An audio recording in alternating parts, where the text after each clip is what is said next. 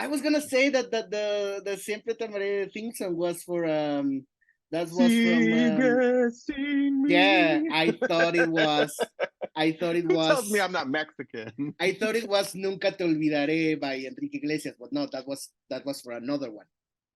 Nope, it's Anyway, Sigue sin mí. yeah.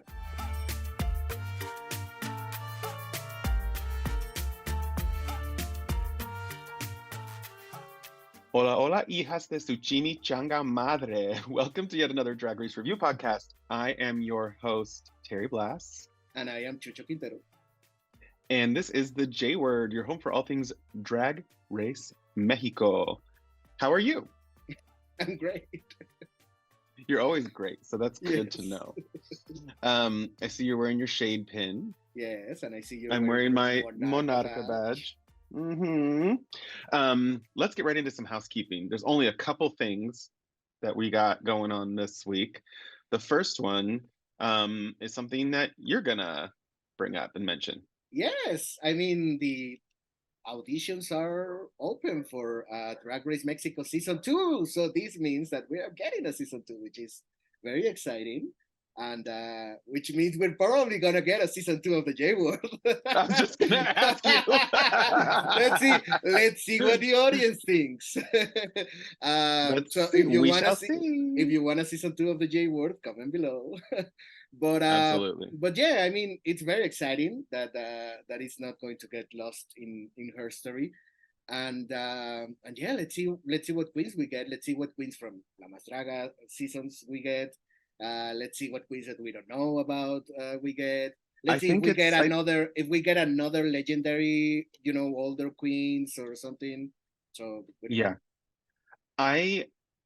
one reason I think that Drag Race Mexico is exciting, and I mean will continue to be exciting around the announcements of new seasons and new casts or whatever, is because as opposed to some other franchises within Drag Race, with Mexico, you get to go what you just said. Oh, is there going to be a queen from La Mastraga? Who are the new queens that I've never heard of? Is there going to be that's really great. And I think that's something that they've got going for them, and it helps generate a little bit more interest and excitement. So that's fun, and I'm very excited for that. What I would love for them to do moving forward, if somebody's watching, is hire you to subtitle. Well, yes, obviously, Viacom. This is the third time we said it on the podcast.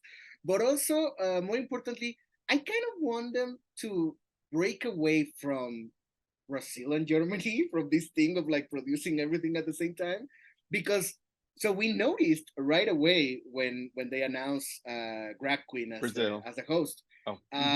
But now that the Meet the Queens is out and the promos are out, like it's literally like take the same background, change the colors. This is Drag Race Brazil, and we're going to see it again with Drag Race Germany. So people are noticing now. It's all over Twitter now that they're using everything is the same.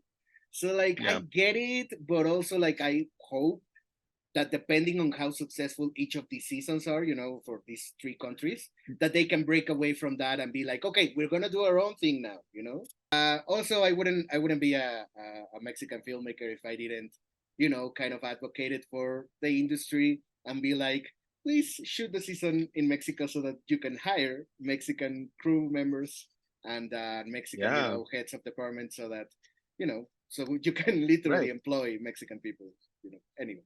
Just being able to have, I remember Julie, this is a tangent. I remember Julie Taymor when she directed Frida, she talked about like, there was a certain sense of like, you film this in Mexico, you're able to hire Mexican artists. They knew where to go to get certain things. They knew like, certain people to hire because of the fact that they were local and that they knew the culture. And so that was really cool, especially with a lot of like the strange, large paper mache things that they made for Frida.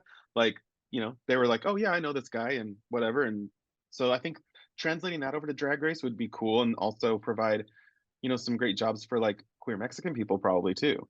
And we'd get some Mexican pit crew guys, right? Well, the next thing that we have to mention for housekeeping is usually something that would probably end up in fan art, but because it's not technically fan art of one of the queens from Drag Race Mexico, I wanted to show it here because I think it's really cute. this artist, Vavi Glow, did a really great illustration of Burrita, Burrona, and is it Turbulence Queen? Yeah. And they are in costume for, it's like an illustration of them as Barbie. So they're on the pink brick road. And then one of the Turbulence Queen is dressed in like the roller skating, rollerblading outfit. Mm. And Burrita is dressed up as the first Barbie with like the curly hair and the like little swimsuit. It's pretty great. And I just think it's super cute. So shout out to Vavi Glow because that's a really cute illustration. Yeah. Anyway, that's housekeeping. Okay. Well, as always, the episode usually starts with the queens coming back into the workroom to read the mirror message of whoever's just been eliminated. So this time it's a mirror message from Argennis. And I'm going to read this message. And then there's something within it that there was sort of a little like I guess a hiccup or whatever when they were reading it. And they were like, oh. And when I watched it, I was like, what? So this will be great because then you can kind of explain a little bit about this. So the message says, Chicas, las amo, serán siempre mi familia y en verdad espero haya o haiga, no sé cómo sido algo bueno para ustedes y yo también quiero. So, what do you want to say about that? First of all, the yo también quiero the yo también quiero the yo también quiero apparently is like an inside joke of them. Like I didn't really get it. Yeah. But there's something very specific about which kind of like speaks to the character of Argennis, you know, to kind of like know her a little bit better. Which is that she was like Haya or Haiga, like no sé cómo, like I don't know how to write this. The right way to write it, you know, that sorry, I already messed up. The kind of like the more the more commonly accepted. Yes, thank you. I don't want to say widely right or wrong. widely Yes, used. yes, because that's the point of this. That's the point of this. Is Haya? It's Haya, which is it's kind of like a ver. It's we use it to as an auxiliary for like a present perfect kind of like conjugations in Spanish, right? Yeah. But the thing is like it's one of those verbs, one of those words in Spanish that kind of get different spellings and different ways of pronouncing them, of different ways of saying them, depending on the cultural and economical context of the person and the groups of people that are saying this, right? And Yes. and so a lot of people across the country say something like Haiga, which is like obviously we grow up hearing that and being like, oh no, that's not the way that you should say it, like that's wrong and blah blah blah. But lately there's been a lot of discussion about this in Mexico because we have public textbooks here for elementary school that the government delivers to schools across the country, whether they're like private schools or public schools. You get those books and you have to learn from them. You can also learn in private schools. We also learn from like other books that we buy, but like we also get the public textbooks. And the thing is that they kind of like renew the public textbooks very recently. And there's been a discussion lately on some stuff that has been included that hasn't been there before. More specifically, in terms of language, the Spanish language, they are portraying these kind of like differences of speaking, from different groups of people as something that is contextual, as something that shouldn't be looked down upon. You know what I mean? Like something that shouldn't be a reason to discriminate people based on how they speak. So instead of teaching children in future generations to be like, oh, this is not how you speak proper Spanish, and like that's wrong, and like you are less than because you're speaking that way, we're teaching that yes, this is the way that you are going to learn these verbs and these conjugations, but you have to be aware that in other contexts and because of cultural reasons and etc., people may speak differently, and that doesn't mean that it's wrong.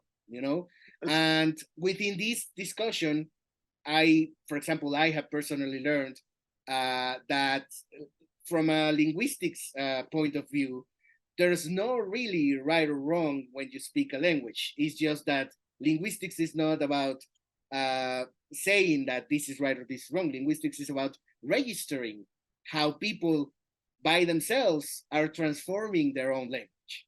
So from a linguistics point of view, Argennis, misspelling this word, mispronouncing this word, is just because of the context that she comes from. And I love that the queens just they giggled not as a way of mocking her, but as a way of being like, oh, that's just the way she talks, and like that's very her. So yeah, that's that. I thought it was a great touch. One of those things that is very specific to Drag Race Mexico. So it may look like I'm not paying attention, but I was looking something up because what you're this conversation, what you're talking about right now, it reminds me of the fact that within Spanish alone, there's so many different ways to say things. And there was, bear with me here, I've always thought this way, but on the recent, I think it was like 2020 remake of Saved by the Bell, there was an episode about this student, and she's Dominican, and she took like a Spanish class as like an easy whatever, and the instructor in the class kept telling her that she was speaking incorrectly, that she was speaking wrong, and he was like this white teacher played by Brian Safi, who was like basically saying, oh, the correct way to say this in Spanish is, and he would do like from Spain, and she would be like, okay, fine, then test me, whatever, let's have a conversation. And because she was so frustrated with this teacher that she sort of played him into responding a certain way. And she was like, oh, how could you call me that? ¿De qué debe ser hecho mi bolsa? Yo no sé. ¿Cuero? ¿Qué tú dices? When Spanish is taught in schools in the United States, there is this like, oh, well, here's the correct way to say it. Here's the whatever, because I think teachers are coming from an academic point of view where they want to make sure that they're teaching the correct things, when I think what should really be taken into account is where you live, who you like. Why am I going to learn, like, I mean, sure, learn it because you want to know it and have fun and, have this knowledge, like a Puerto Rican or Dominican dialect, if I'm going to live in Los Angeles and everyone there that speaks Spanish is Mexican. You know what I mean? Like, take that into consideration. When I moved to New York, I thought I knew Spanish, but there's so many words that if you say it in one country, it means something totally different. So you have to know the different dialects to not offend people, so there's not one correct way to speak Spanish. It's, it is what it is. Well, as Gala wipes away this mirror message, she has an emotional moment, and everyone's like, oh, is she not a Grinch? Does she have a heart? Oh, interesting. But the thing I found funny about this little section is that after that, Cristian gives us this little speech that we'll hear several times about, like, I made a promise to myself when I came here. I have a goal that I came here to complete. I'm not leaving until I do it. And the fact that you hear it a couple times in this episode sort of spoiled for me. Like, I think I know what might happen in this episode, right? So we get that. The queens enter the workroom the next day. It's a new day, whatever.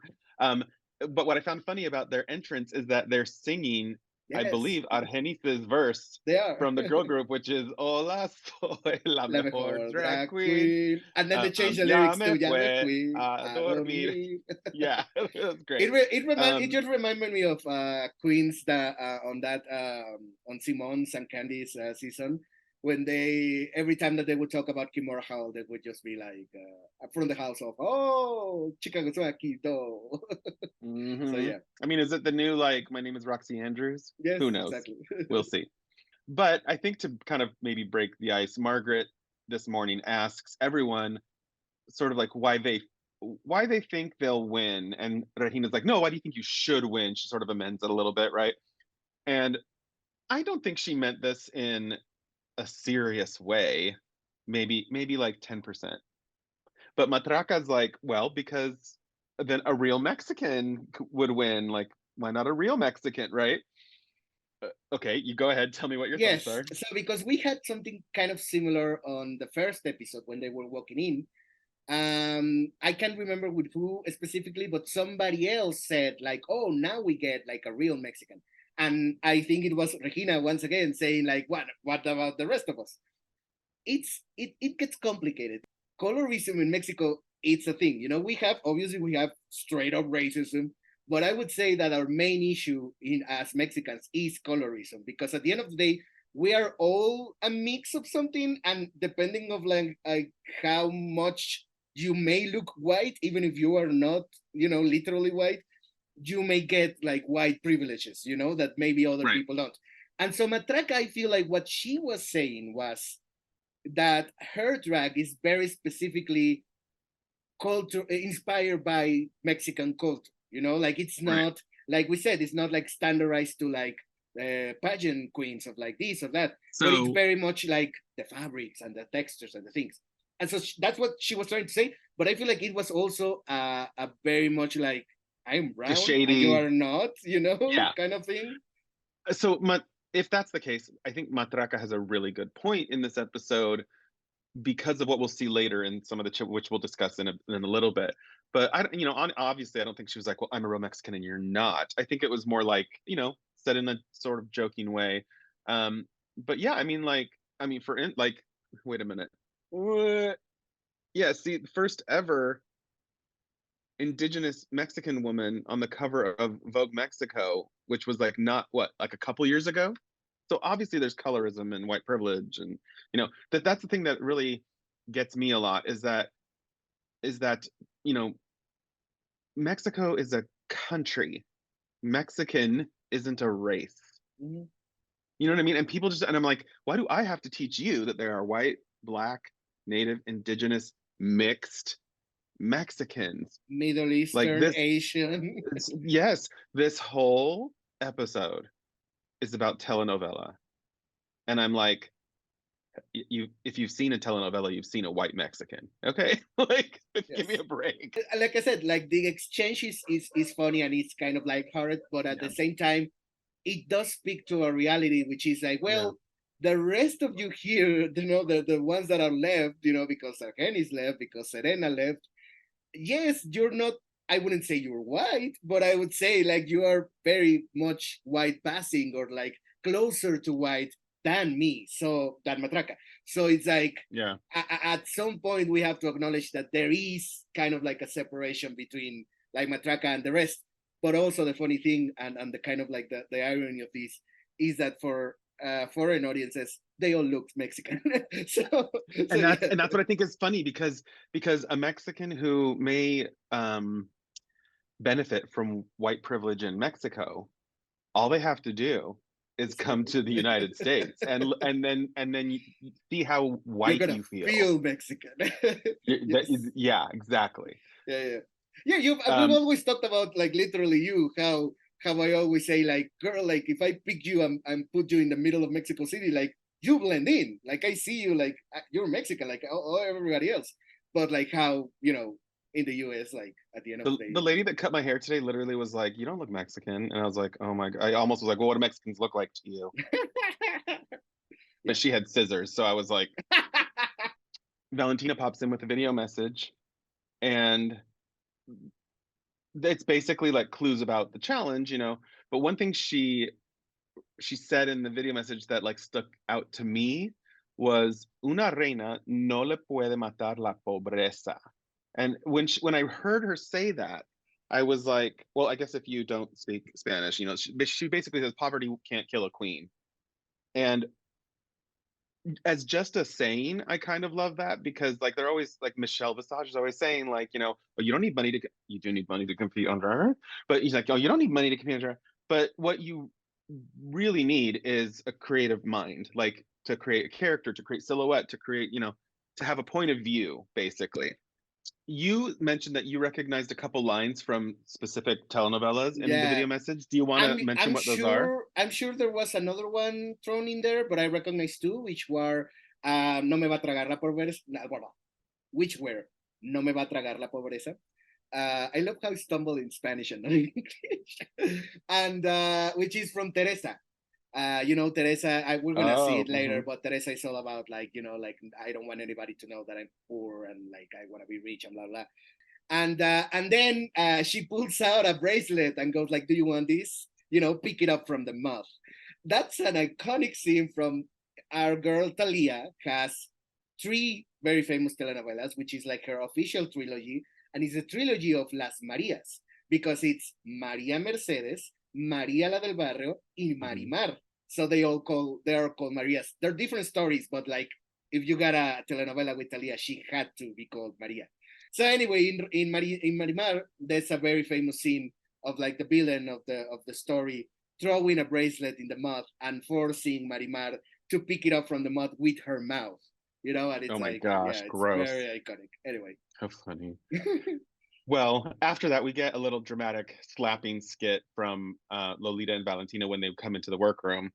And I felt like it was worth mentioning because Valentina calls Lolita Dolores. Yes. In a very dramatic way. And Lolita calls Valentina Maria Valentina. And so now that's who she is to me. Yeah. This is essentially the way they introduced the telenovela villain video challenge. What I found interesting was I feel like on any other episode of Drag Race, that would be the challenge, and then they would have them do just like a runway. On Drag Race Mexico, they said, and you're gonna do a ball. So the ball was the ball de telenovelas, which they tell them they're gonna have to do 3 looks that tell a story. And the first was an innocent girl new to the city. The second was like a high society lady that this person becomes, right? And then the third was they said essentially like a telenovela villain from hell, right? Yeah. I was so excited when I heard this. I was like, this is going to be really fun. Well, the queens then decide they need to choose their roles, and some interesting things happen here. You're already laughing. I'm already laughing because they should play this episode in every single franchise, including the US franchise, to the queens on the first day and tell them the role you pick, how you pick the roles can make or break the entire challenge for everyone. So you better pick wisely, and you better not pick above your ability, your weight belt. Yeah, your weight class. Yes, that your weight class. Like, girl. Anyway, we're gonna see. Well, there's some tension here because when they pick out the roles, Regina mentions that she let Cristian Emperador Transformista Oficial Padre de Familia do Veronica Castro for Snatch Game. Why are implying, we not? So right. So this is what I don't understand, because what that does is that implies that they both came with that character. There was like, no, I'm going to do her. Oh, I'm going to do her too, girl. Well, what you want to do isn't it's what not you're necessarily what you're gonna do. So why are we not getting to see all this? Why are we not getting the workroom drama? It's God. Anyway. I don't just want workroom drama. No. But what I don't the understand, creative process of the thing, it's part of what Drag Race is about, As a season of Drag Race, this season of Drag Race Mexico, there is not a lot of interaction between the girls in the workroom, and I want that. I want to see that. I don't just want to see it when someone's like emotional and crying, putting on their makeup. They look like they're about to go on stage in The Lion King because they haven't blended it yet. Like I don't just want to see it there. I want to see the other moments where they're like preparing and planning and like we don't get to see that here, and I think that's a missed opportunity. So in order to like choose the role that both Regina and Cristian want, they decide to do, they're gonna like pull a name out of a whatever, but they decide instead to do rock paper scissors. But Cristian calls it Chinchanpu, and I'm like, what? What's that? I don't know what that. I don't know what that is. Yeah. It's the same. It's rock paper scissors, but there's many names for that, and Chinchanpu is one of them. And I remember I heard something about the origin of that like many years ago, And so I re-googled it like right now, and yeah, there is a Chinese origin to that, but I don't really know like the whole history to it. But yeah, you know, it sounds Chinese. I thought it was just another drag queen that I didn't. Welcome to the stage, Chin Shampoo. Jean Shampoo. That's Jean incredible. Shampoo. So we're gonna see, you know, later on when we talk about like the specifics, but there's some serious miscasting in this challenge because Regina right off the bat goes, I don't want to play. I'm gonna say the names of the actual characters from the actual telenovelas because I can remember the kind of like the parody names. But Regina was like, I don't want to play Catalina Krill, and I was like, you have to play Catalina Krill, like you're gonna win the challenge. And she was like, I don't want to play it. And I was like, okay, well. And then Lady Kara was like, I want to play it. And I remember it kind of reminded me of when Kim Chi wanted to play Taraji P. Henson in like Empire. And I was like, no, like, what are you doing? Like you need to realize what are your strengths and what are your limitations and play to that, you know? During this rehearsal, Gala literally hits Matraca. And she's like, you hit me, you asshole. She like, and I don't think that Gala cares. I think she was like, bam, just like hit her. When they cut Matraca in like her rehearsal, they're like, this is something that I loved. Dolores was like, Matraca, like this character, and Matraca's like, I was born in 1998. And Lolita, Dolores, says to her, YouTube exists, girl. There's I can't remember which season. It's a fairly recent season, and they were not getting RuPaul's like references to like, you know, like designing women, like you know, like Dynasty on like all their movies and stuff like that. And I remember that on Twitter, somebody, you know, some DRMX was like, why do they still have to like to get on Drag Race? They still have to like watch all this old stuff and like know all these ultra specific references that no one cares about. And people, I'm sorry, do you know what the name of the show is? Wait, but no, it's not even that.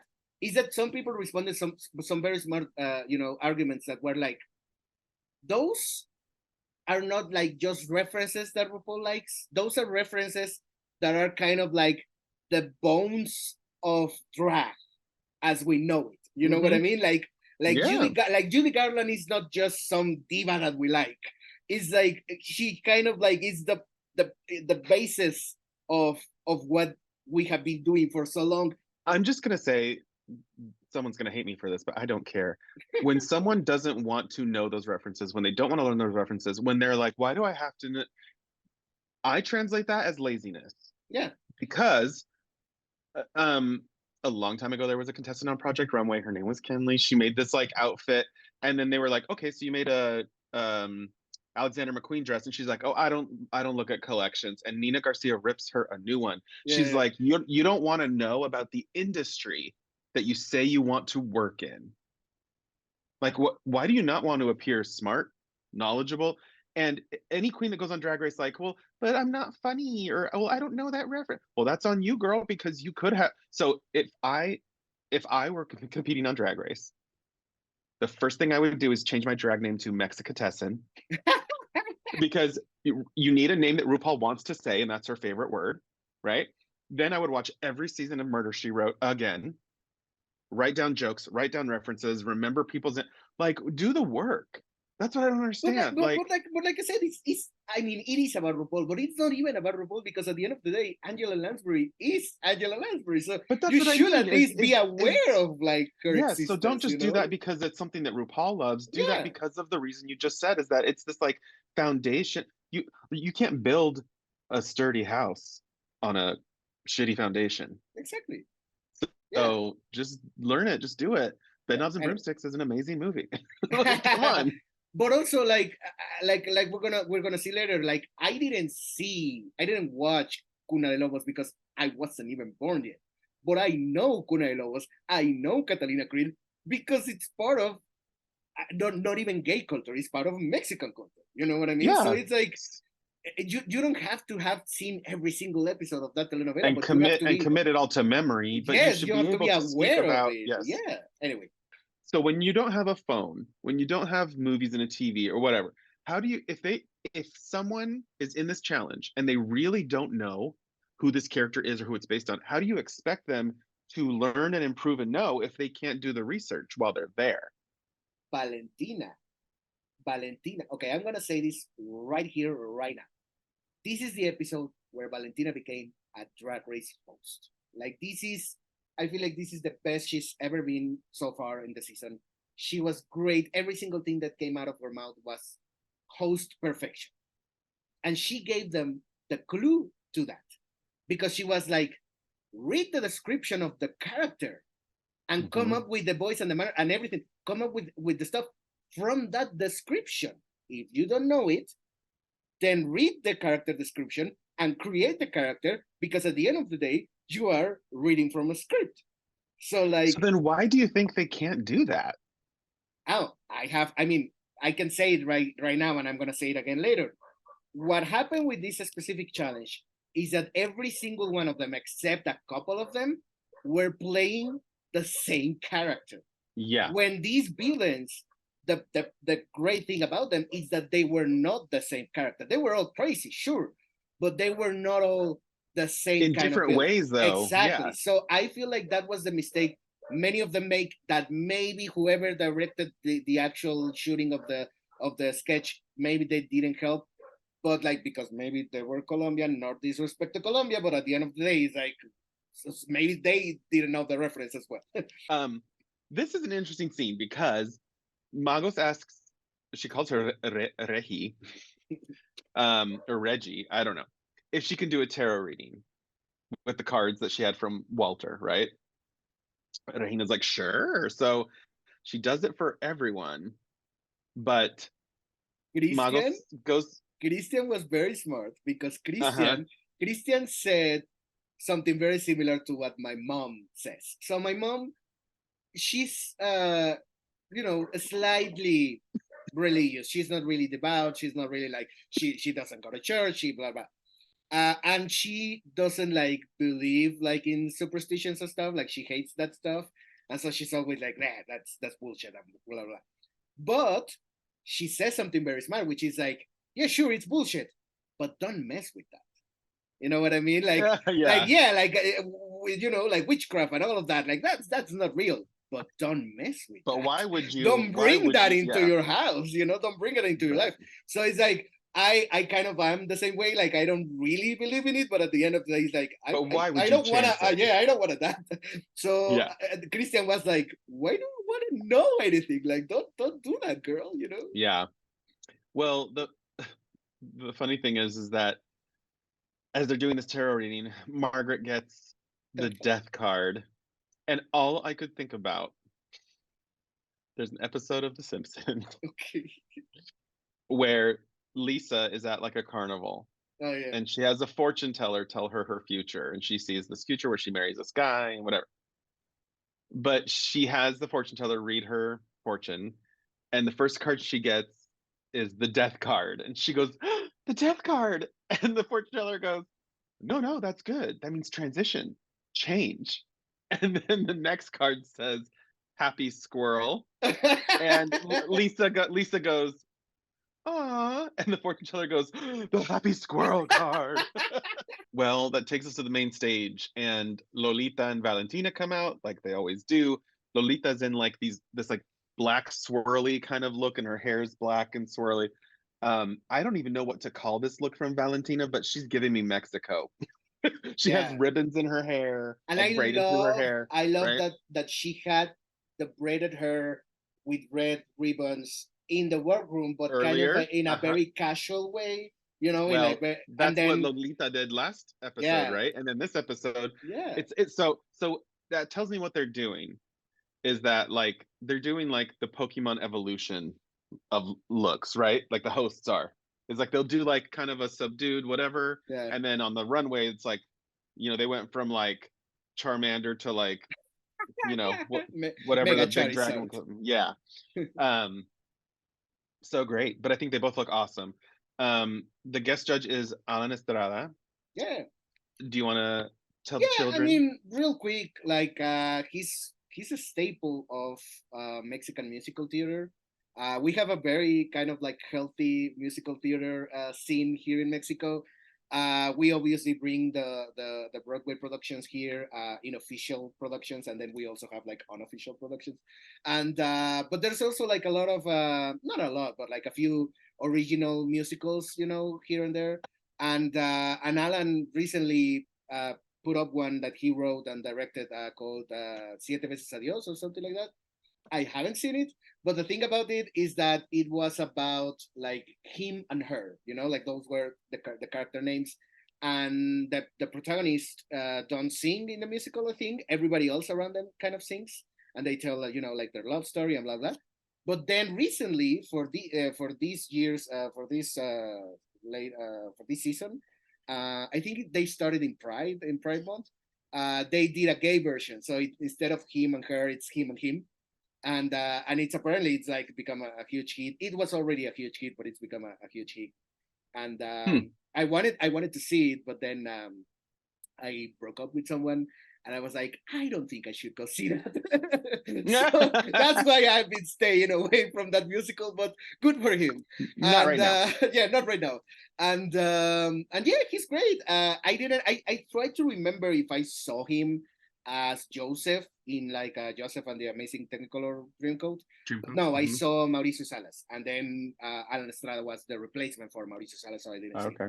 And but yeah, he's great, and he's out, and he's kind of never been in, but like he recently came out like officially, you know. Yeah. And then there was like this huge controversy because he started kind of like a new career, you know, like not only acting and musical theater and all that, but he started traveling the world and kind of like doing like travel blogs. And you know, it kind of like it became like you know, his kind of like resurgence or something like and apparently he does, you know, he does great. A lot of people love him because of that specifically. But he went to the World Cup in Qatar, and everybody was like, why? Was that like really necessary? Like, do you have to go? And he defended it as like, well, like, you know, we have to like show the world that this and that. But I mean, he can do whatever he wants, but you cannot deny that it's bad optics. You know what I mean? To be like gay, to have a travel log, and to be like, I'm gonna go to these places specifically. I don't know. It was just like kind of like weird. And then he revealed very recently, because of what happened, that he went on the Titanic submarine before the tragedy happened. Yeah, he's been traveling all over the world. I mean that. The one that like sank? Yeah, you went on that one? Yeah, like a couple of trips before the trade one. So yeah, he has lived many lives. Dodged a bullet there. Yeah. That brings us to reviewing the look. All right, so first up, we have Cristian Peralta, transformista oficial, padre de familia. And so first she goes as a kind of like she didn't want to say ugly, you know, because it's like, yeah, sure, whatever. But she meant ugly, like kind of like the ugly girl, and like she didn't wear a fat suit, which was great, but she kind of like wore baggy clothes to kind of like not have like a thinner figure. And that wanted to be a singer and then drop her dreams. And then she became like this, you know, kind of like bitchy rich girl. They said Cristian Donatella Peralta, Valentina said. And well, first they called her La Chilindrina, which I thought was great when she came out. Yeah, and I loved that first look. I thought it was really funny. She's giving them a whole performance, like a character and an acting, right? And that's kind of great. Yeah. And then she became Donatella Peralta, and with this blonde wig. I want to say this right here, right now. Some DRMX on Twitter was like, somebody tell Cristian Peralta to glue down the prosthetics better the next time. And I'm like, do you know how long they have, how much time they got from look to look? There are people on like, and she put on fucking prosthetics. like on Star Trek, someone who's wearing just like several on their face, that could take hours. And she did it So I swear to God, she probably did it in like 15 minutes. Like, yeah, girl, like, what the fuck? Anyway, J-words are gonna whatever. J-words. They don't care. They don't care. But she looks incredible. I love the third look. Yeah, I think good. it's a great touch, and yeah, I love it. I love the hair. It's great. Yeah. I love the. Is this an Anastasia Beverly Hills mirror? Maybe. Then we have Gala Battle. And Gala Battle kind of did like a cold doll thing. So what she did was like first she was kind of like a rag doll. But like the doll had a doll, and the doll in her hand was kind of like dressed in purple. And so for the second look, she was kind of like wearing what the doll had in the first look. So that was kind of like a nice touch. And I like what she said about like the clashing patterns and being kind of like tacky and distasteful, because it's kind of like how people who suddenly, new rich people or whatever, kind of like they don't have any taste or something like that. They have a lot of money but no style. Exactly. And the last look, so I like it when looking at it by itself, because it kind of gives me the doll storyline, because it looks very doll-like. She became a human doll. Exactly. I don't like it when seeing it next to Cristian's, because I prefer Cristian's. Cristian's take on the whole facial thing. But by itself, I think it's pretty great. And we should mention it right now, the thing about the mouth and Valentina, because it was pretty just good. It's a great TV moment, because Valentina is like, oh, this is amazing, I love it, but what are you gonna do if you have to lip sync, girl? And she just ripped the lips. And somebody in Twitter was like, girl, she gave her war flashbacks. And I love it, because Valentina goes, no, Lolita goes like, oh, you should have got, that on your season. And Valentina is like, yeah, that would have saved me, because I didn't know the lyrics. I didn't know the lyrics, girl. Yeah. Anyway, so the thing that I think would have helped this a little bit more, especially considering like Christian, like standing next to Christian, I guess, whatever, is she's wearing like a face kini with holes in it, right? So the idea that maybe she had all this plastic surgery or all this weird stuff, and now she's trying to hide it, like that could have been cool. Maybe the wig could have been slightly like, like she's wearing a wig over this like bald cap, something like that. I don't know, but it's interesting. It's fine, but yeah. Yeah. Next up, we have Lady Quero. And Lady Quero did kind of like a girl selling flowers on the street, kind of like a little match girl. Yes, that one. That bitch. So yeah, it kind of reminded me of that. I love the eyes, to be honest. And then so I'm gonna have to stop you then here, because this is one of the issues I have with this runway. Okay. And I want to know what you think, because I may be way off. Yes. So I don't care. Like, I think it's fine that Lady Quero and Margaret and even Gala did like this doll kind of thing, right? But that doesn't say telenovela to me. And so like it's like it's not, it doesn't feel like the challenge was met to me. Well, kind of, because at the end of the day, they said like kind of like create your own telenovela. And then that's okay. If that's what they said and whatever, then fine. But like, I don't know. I just feel like I said, there are not like a specific reference to specific telenovelas, but there are, kind of like more whimsical telenovelas, kind of like a fairy tale, And so I feel like they could have taken it from there, which was like, okay, so it's gonna start like a children's telenovela, and then it's gonna be like a teen telenovela, and then it's gonna end up like a tragic prime time telenovela. I feel like you could kind of like find the reference if you look hard enough. So I don't think it's way off from that telenovela spectrum. Okay. Okay, whatever.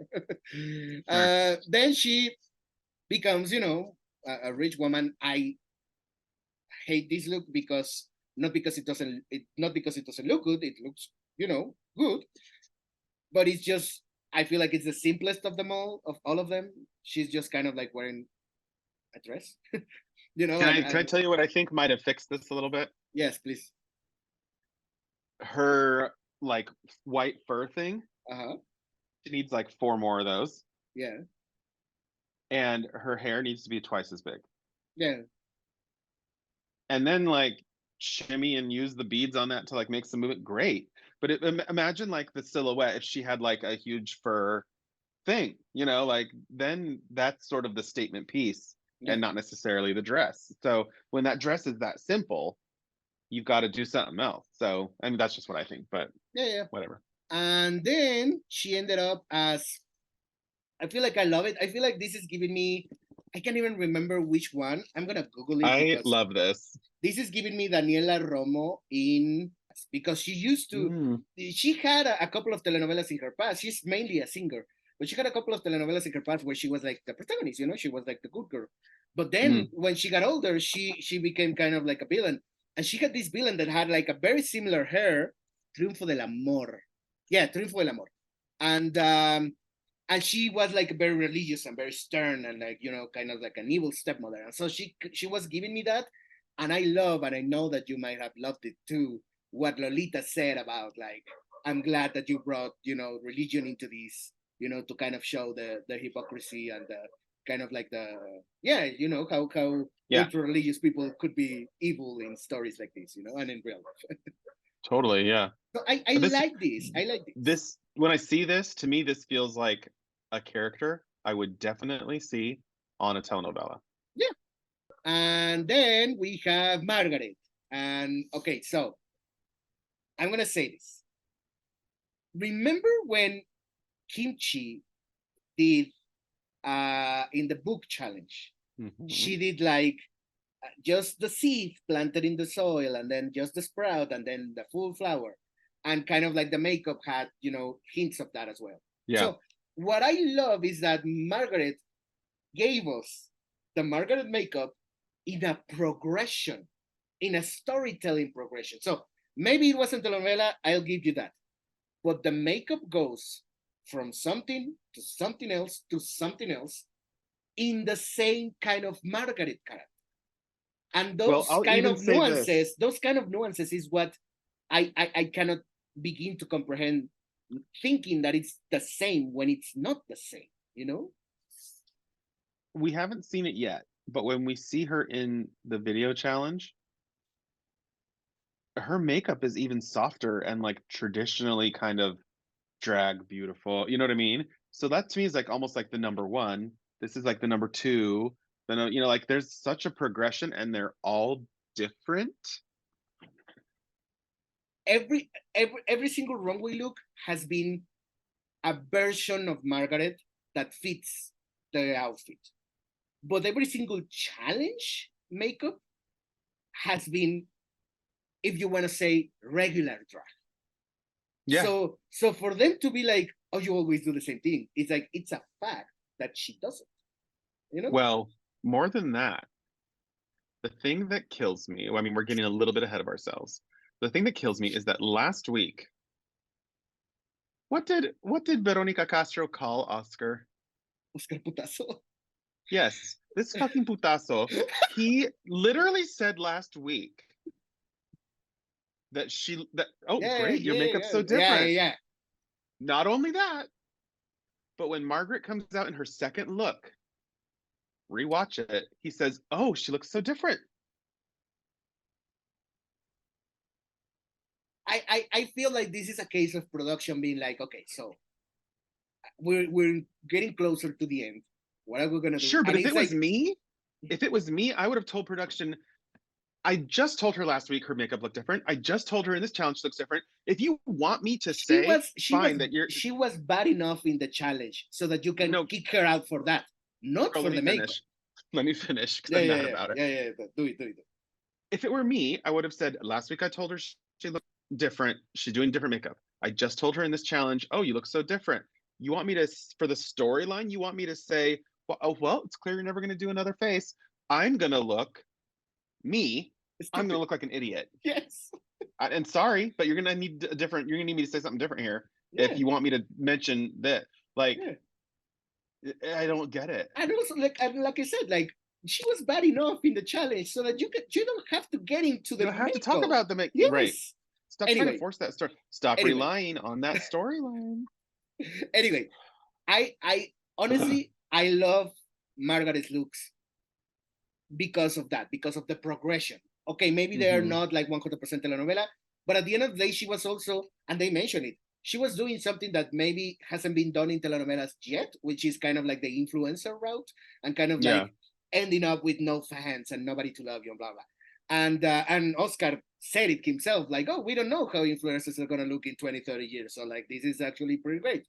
And yeah, I personally I love this look. I love when she does kind of like a cutesy macrame shit. I love the second look. The second look is probably more what we're used to see as Margaret, you know, out and about in clubs and stuff, just like being the preppy girl. But the third look is what I really love. Because I don't like this look. Okay, wait. The reason why I love it is because it is an evil kind of recluse character in a Margaret point of view. You know what I mean? Like the Margaret version of that. Because yes, those are the eyebrows, but those are not really the eyebrows. Those are kind of like, she's kind of like the twisted version of Margaret. And I love that. But like I said, Valentina, every single thing that she said this episode was incredible because she never said, change your makeup or change who you are. She said, like, I want you, what you are, to try this other thing out. And she said something very wise, which was, give yourself a drag figure. She said, boom, boom, yes, boom. Yes. And if you look at this photo, that's what I hate about this. Exactly. And I agree. There's no and shape to it whatsoever. Yeah. Then we have Matraca. And Matraca kind of did a more specific thing because she kind of did this a mix between Maria Isabel, which is kind of like this first look, you know, coming from the small town to the big city. But a little bit also from Santa, which is not a telenovela, it's a movie, it's a book. I was like, that's a guy that brings you toys, girl. Anyway, Santa, like saint. Anyway, so Santa is a very famous show. Santa is a very famous book in Mexican literature, which is about a girl that comes from a small town, pretty much dressed like this, to the big city, and she ends up, you know, in prostitution and everything. She was giving me more of a very old school tragic story where maybe telenovelas were not as common. And the second look I loved, just as Margaret, and actually I think this is my favorite of the three. Just as Margaret, I love that there was a storytelling in the makeup, in this case with the teeth, you know, that she had no teeth in the first look, and then the teeth, you know, with the kind of like diamonds in the second one. I thought it was really great. I love that she had, you know, these applicants in the face, they feel like tears at some point. But there's still a touch of the first look in her necklace. Exactly. Yeah.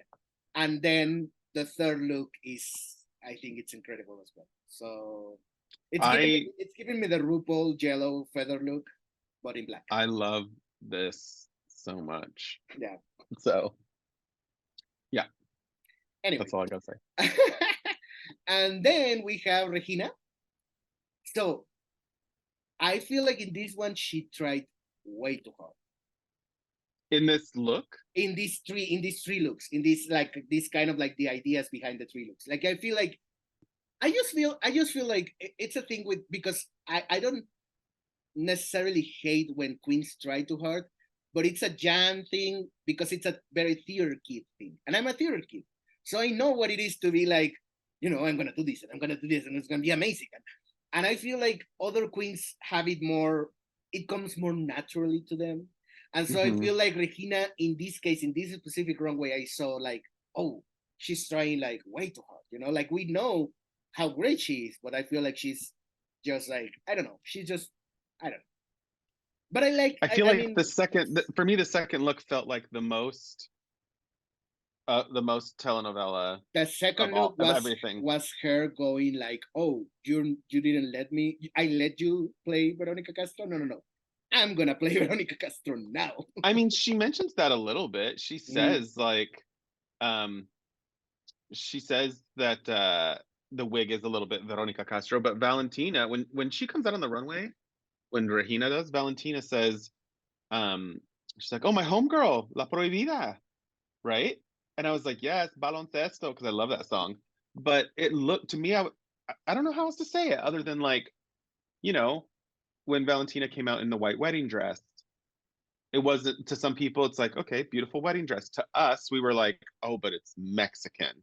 To me, that gave me that. I was like, telenovela, great, whatever. But this to me looks like this is a Mexican villain, bitch. Like this is, so that's what it gave me, and I really liked this one for that reason. Yeah.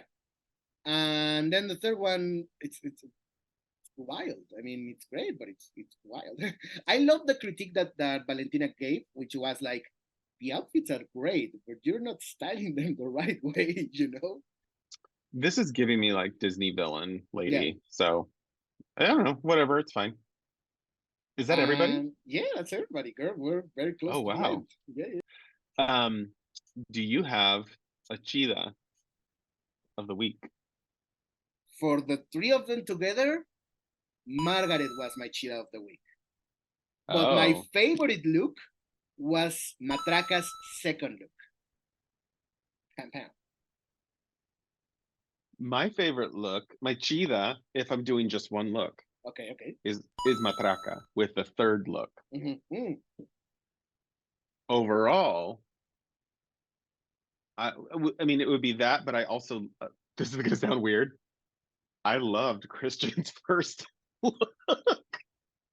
That's not a cheetah, but it's like it almost. But if I'm doing by all three, like together as one unit, one story, that's tough because I actually kind of like the Regina's, but I think I would have to give it to Matraca. Mm-hmm. So Matraca. Yeah. There we go. Do you have a churpia? Just because the second look is very blah, and kind of like the third look could have been better, I'm just gonna go with Lady Quero. Lady Quero was my churpia of the week in general. And the specific for the specific look, the second look is also my churpia of the week. What was Lady Quero's first look again? The star eyes, the asterisk eyes, and it was kind of like a girl dress, and she was selling flowers with a Shirley Temple wig. Oh, okay, yeah, Lady Quero then for my churpia. Yeah. Sorry. All right, why don't you take us through these roles that they choose for this telenovela challenge? So first off, I kind of liked the premise of it. I don't think they took it far enough, but I like the premise of being like a Wreck-It Ralph situation that has like all these villains kind of like on therapy trying to become better people or whatever. Yeah. So Lady Quero was supposed to play Crinolina Krill, who is a parody of Catalina Krill from Cuna de Lobos, which is from the late 80s, 1986. And so this is, I would say that this is probably the most famous villain in telenovela her story, Wow. because she it was like a cultural event, that telenovela, and it's also a telenovela where everybody was a villain. Basically, like everybody, it was kind of like Succession, because it was about this rich family and all of them were shitty people. And they would surround themselves with other shitty people. But Catalina Krill was like basically killing people left and right. And she was this lady who was faking an eye injury, so she always had like a patch on her eye. This is a role when Lady Quero was like, oh, I'm gonna play her, and Regina was like, oh, I don't want to play her. I was like, you're both like crazy, because this is a role that should have been, for example, for somebody like Ginger. Ginger would have made like gold with this character. You know what I mean? I don't want to say it, but I'm gonna say it. Fuck it. This would have been a role kind of like for, Oh my God! Stop. I know. No, but at the end of the day, like this is kind of like the role she used to play in the season. We can acknowledge that. So it's kind of that role, kind of like a matriarch, very very old, and very kind of like she doesn't have to scream, with a commanding presence. Exactly, a commanding presence. Thank you. And I feel like Lady Quero didn't have that, and Regina could have had that. You know what I mean? Then we have Margaret. Margaret played Paola Brecha, who is a parody of Paola Bracho, who is one of the twins in La Usurpadora, the evil one. Because La Usurpadora, you know, from the late 90s, it's a telenovela with two twins. They don't know they're twins for like the first half of the telenovela. And but they Do they only see each other? they see each other, but they think that they just look very much alike. They don't get like a parent trap situation of like, oh, we're sisters. Where was the Bob? Because the thing about La Usurpadora is that the evil twin had a very iconic bob, and the good twin obviously started out with like long hair, and in order to transform herself into the evil one, she had to cut and get the same bob. So she came out in a blonde wig, like a big blonde wig, and I was like, who is she supposed to be? I had to rewatch it, and I was like, oh, she's supposed to be the girl from La Usurpadora. Like that's not her, you know. Bro, But she yeah, hasn't seen it. She doesn't know. She hasn't seen it. but anyway, what she wasn't playing was this kind of like sociality with a drink in her hand, you know, very much a real housewife, but evil, you know. That's Okay. what she didn't play. She played it very young to my taste. Then we have Regina, who played Zoraida Monterrubio, who is a parody of Soraya Montenegro. We have talked about her. Itatí Cantoral in María la del Barrio, mid-90s. You know, ¿qué haces besando a la lisiada? Muéstrame tu poder satánico. And I feel like Regina, the critiques were perfect because Regina, in fact, was like giving us Soraya, but not all the time. You know, she kind of created her own version of Soraya, and I really liked it. And she had the best moment of the entire sketch, which is like the match. She was like, I'd rather die. And she, because she basically looked like a cartoon in that moment. And then they blow it off. And I feel like that was the moment that, for me, was the best moment of the entire thing. And we're going to talk about it in a moment, but I don't understand why Regina didn't win this one. I just don't. Then we have Gala, who played Zafiro, who is obviously a parody of Ruby. The one that people remember the most was the one from 2004 with Barbara Mori. And there was an original one in the 60s and a movie in the 70s. I gotta be honest, Ruby and Teresa, and I know that whoever sees this is gonna come for me, they might be a little bit too similar. So that's where, for example, Cristian and Gala could have gotten into trouble because it's like, well, you're basically playing the same kind of bitchy, you know, social climber. So it's kind of, those are the ones that are similar. The other ones are very much like their own thing. But Ruby and Teresa are kind of similar. But yeah, Ruby was very slutty, you know. I love the ending of Ruby because it's again, it's kind of memeable because she falls down from like a third story or something into a glass table, you know, mid scream, mid like, you're not gonna get rid of me. And she falls down. And so it's kind of a cut. But yeah, like they said, Gala basically played, you know, the same character that she played in the musical. So it's like, yeah. Then Cristian played Pereza, who was a parody of Teresa. Teresa, you know, we had the one in 2010, which was a lot, you know, it's kind of like the one that people remember the most because it's more recent, played by Angelique Boyer. But the one in 1989 is the one that made Salma Hayek famous. So yeah, Salma Hayek was our original Teresa. And Teresa is this girl who, you know, is poor, but she kind of like pretends to the outside world that she's not.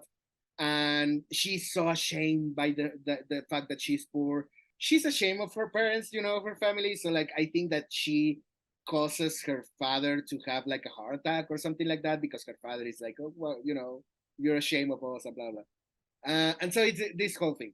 And she has very great quotes that TikTok loves about like overcoming poverty, you know, like no me va a tragar la pobreza and stuff like that. I feel like Cristian started out great and then she kind of blended in with everybody else. So yeah. Then Matraca played Temeraria. I don't know why they named her that, but it's a parody of Maria Paula. Maria Paula, I can't remember the name of the other ones, but it was like Maria something, and Maria Paula. They were triplets. they were all played by Lucero. Lucero is a singer actress. She's a great singer. She's also actress, but she has made a bunch of telenovelas. In the telenovela Lazos de Amor, about these triplets, one of them was evil, of course. Maria Paula was evil, and the thing about her was that she had this gesture, like this Mr. Evil, Dr. Evil gesture, but she did it in her eyebrow. She would, touch her eyebrow like this. And the ending of Lazos de Amor was very controversial because apparently they kill the evil one, right? They kill Maria Paula. But then some years later, we see one of the good ones, one of the two good ones, with with her husband, but she touches her eyebrow. And the telenovela ends. And everyone was like, what? Like we didn't know. I love that. Yes, we didn't know if it was the evil one taking her place, blah, blah, blah, whatever. And, Matraca is probably my favorite one of the season, but I don't think she should have won. But anyway, something else that I just wanted to say was that Cuna de Lobos was so iconic that it's kind of like an urban legend, but I feel like it was, I think that we have seen proof that it actually happened. It basically paralyzed the nation for the ending. And so businesses closed early and the streets were That's empty. crazy. The streets were empty because everybody was home watching the finale of Cuna de Lobos. So anyway, it was the end. I love when something like that happens. Yeah. Yeah. So yeah, that was a challenge. What do you think? Yeah, I think the challenge, the video itself kind of fell flat. Just what a fun challenge that I think didn't get executed well. Well, like you said, they named the winner of the week and it ends up being Matraca. This is her second win. Do you remember what her first win was for? Yes, her first win was, oh yes, the girl band. That's right. It just happened. That's why. So yeah, the girl band. This week's lip sync, Iconico, was between Lady Quero, who they said has never lip synced yet. Is that true? It is. That's insane. I was like, that can't be true. But I guess so. And Margaret Haya to the song Quítame ese hombre del corazón, versión banda by Pilar Montenegro. What are your thoughts about this lip sync in this song? So my thoughts about this song is that it's one of those songs that are so. The word is not even trashy because it's just they make you feel very very slutty, very very cunty, very oh yeah. This song makes you feel that way? Girl. Have you looked up the lyrics? The lyrics are basically okay. Wait. The lyrics are basically fuck the shit out of me so that I can forget about that guy. And Great. that is hot, girl. That is hot. You know what not hot though is when you put those lyrics with a song that sounds like ding ding ding ding ding ding ding ding ding. Versión banda was a choice. Versión banda was a choice, but the original one is too mellow. It's like great. That's and this one, are you telling me this one's upbeat, girl? But it's like versión banda, Yeah, it's for a telenovela villain challenge. You're telling me the lip sync song is going to be like, girl, wait. Why not like okay.